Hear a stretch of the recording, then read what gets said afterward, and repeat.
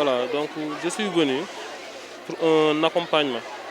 Je suis venu également pour suivre le processus électoral. Et d'après ce que j'ai vu, c'est rassurant. J'ai constaté que les bonnes mesures ont été prises et l'organisation a été aussi parfaite. C'est l'occasion aussi de saluer l'initiative de tous les acteurs enseignants.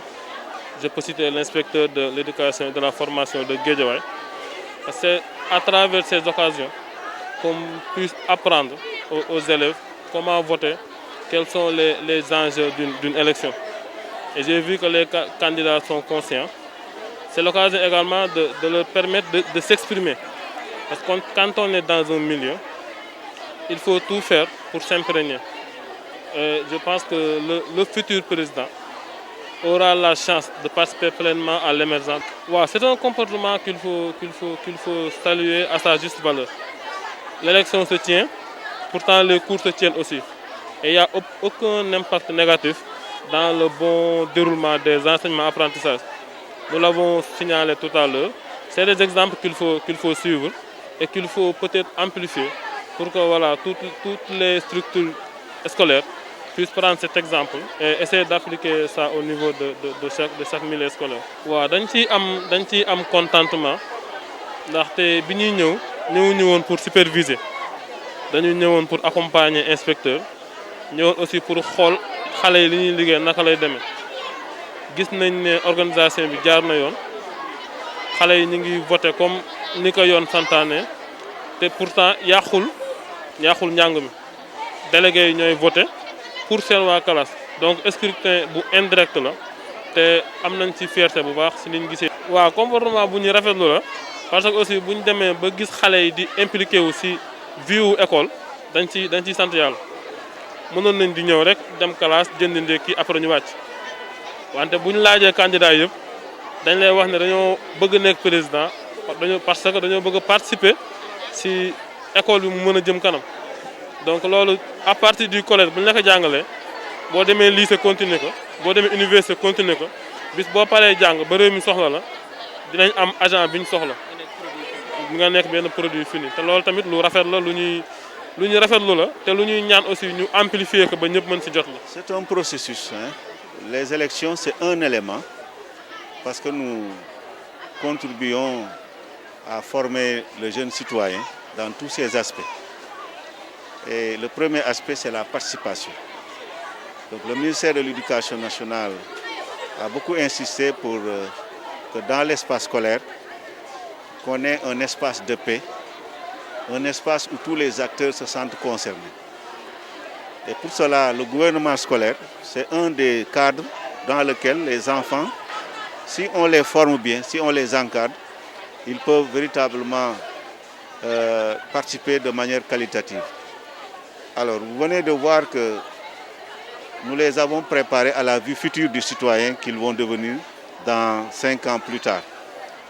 Le vote est un moment important dans la vie de la nation et l'école doit être un lieu où tout doit pouvoir s'apprendre. Donc, c'est un peu ça le sens de cette action d'aujourd'hui. Là, nous venons de voir juste l'ouverture d'un bureau de vote et vous avez vu comment cela s'est passé. Voilà à peu près le but que nous visons par rapport. Oui, vous savez, le niveau des élèves, il faut l'appréhender à plusieurs aspects.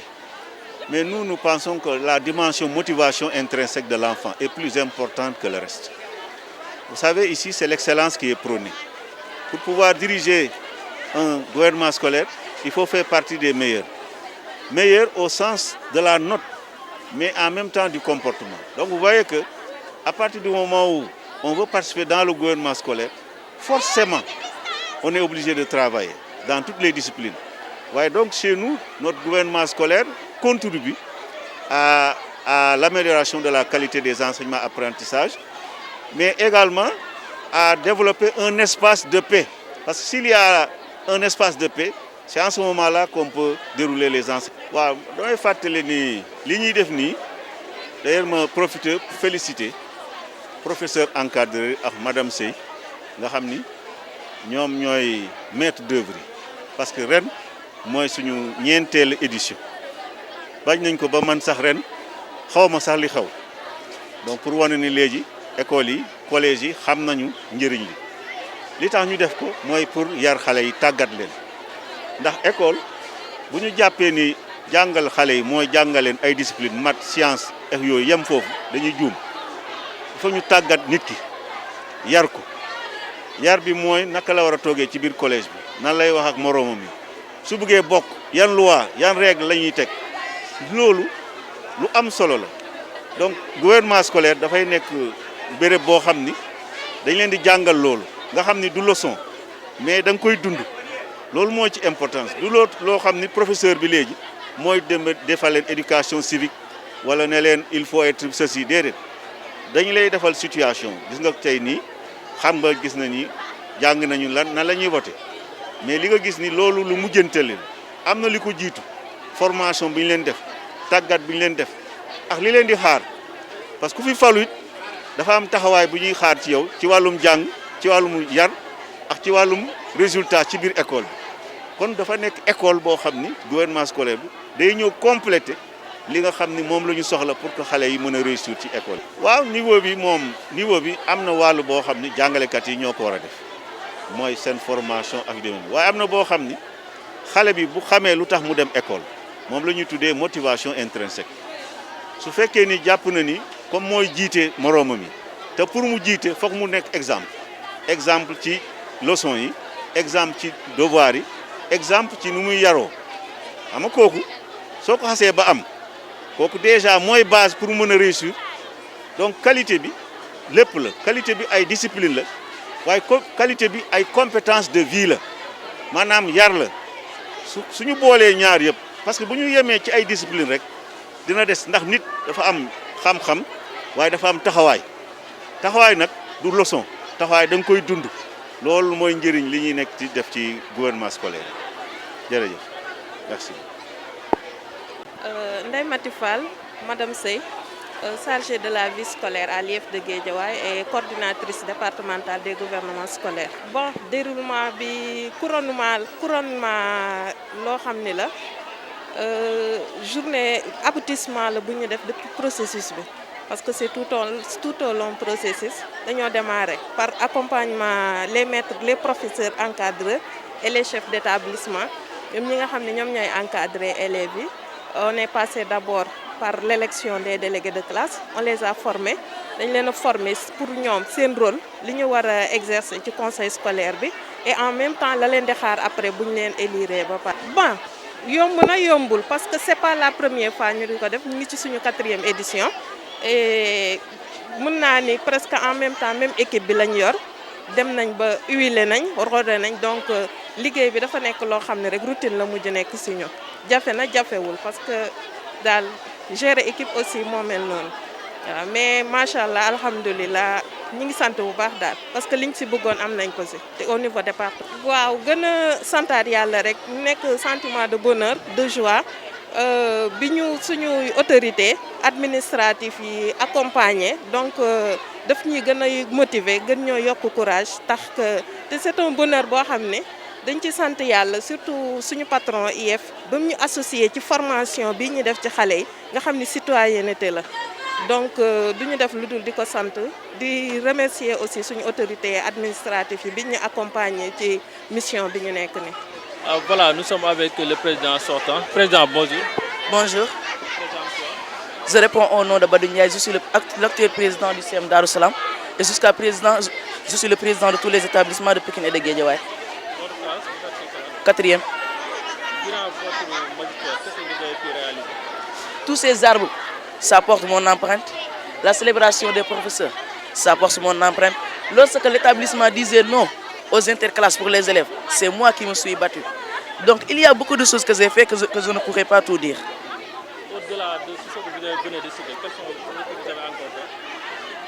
Celui? Vous avez implanté des arbres dans l'établissement. Oui. Quels sont les autres actes que vous avez apposés? Oui. On a organisé d'autres choses. On a organisé des Fosco. Mais là, le Fosco, on n'a pas fait des majorettes car on avait déjà su que le gouvernement scolaire n'était pas festif. Le gouvernement scolaire était d'ailleurs travailleur, actif. C'est ce qu'on a fait. C'est l'exemple qu'on voulait montrer car nous dirigeons le département. Et cet exemple a été apprécié par tout le monde.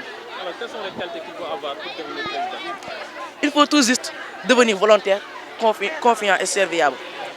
Alors, en wolof, nga nekk président sortant, le président de l'OSCE. waaw maa ngi wuyoo Badou Ndiaye maa ngi nekk classe 4e B maa ngi jàngee CM Darou Salam maay instant président sortant bu ci élection yi. Alors, président bi nga xamante ne yaa nekkoon président lan nga bëgg a réaliser? maa fi def garab yi man maa defal élèves yi lu ñuy yaakaarul ci man. lan lañ yaakaarul? man maa yóbbu drapeau école bi ci département bi loolu rek doy na leen. waaw. pour nekk président yan qualité nga war a am? yow na fekk nga bëgg ko nga mën ko te nga ànd si. ban message ngay lancer élèves ak ñaam te ñoo bëgg a diriger école bi? L'impossible peut être possible si on veut car mon devise est on veut on peut. C'est tout ce que j'ai à dire. Voilà, nous sommes ici avec notre candidat. Ça va, mademoiselle, bonjour. Bonjour. Bonjour. Présente-toi. Bonjour, je m'appelle Ndeye Fatou Sy, je fais la classe de 4e D. Qu'est-ce qui vous a poussé à vouloir devenir président? Parce que je veux faire de l'école une école d'excellence. Quels sont vos projets? Je crois que quand je serai la présidente de cet établissement, je vais organiser chaque fin d'année. Je vais organiser chaque fin d'année des set-setals, des FOSCO et primer les lauréats. Et quand je serai la présidente de cette école, je voulais aussi faire une bibliothèque dans cette école. En wolof nga présenté. maa ngi tudd Ndeye Fatou di def classe 4e D. Su ma nekkee présidente moom dama bëgg a def école bi l'impossible possible. Dama bëggoon organiser def ay école bi daal une école d'excellence. nga xam ne nekk président yombul. Yombul moom.